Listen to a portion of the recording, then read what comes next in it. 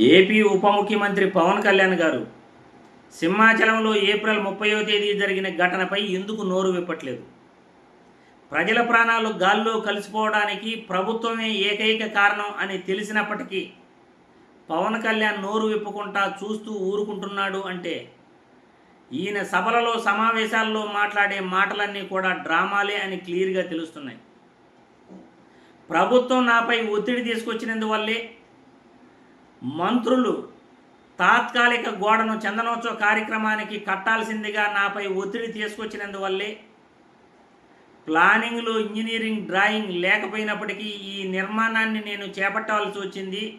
4 రోజుల్లో మంత్రుల ఆదేశాల మేరకు ఈ గోడ నిర్మాణం నేను కట్టాను అని చెబుతున్న కాంట్రాక్టర్ మాటలను బట్టి మంత్రులపై ఎందుకు జ్యుడిషియల్ ఎంక్వైరీ వేయలేదు అని పవన్ కళ్యాణ్ గారిని ప్రశ్నిస్తున్నాను.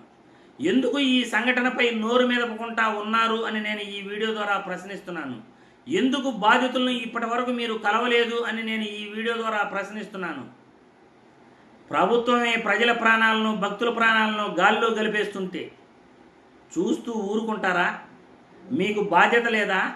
ప్రశ్నిస్తాను అని మీరు ఈ విధంగా ప్రశ్నించకుండా, నోరు మెదపకుండా నిమ్మకు నీరెత్తినట్లు ఉండటం చాలా బాధాకరం.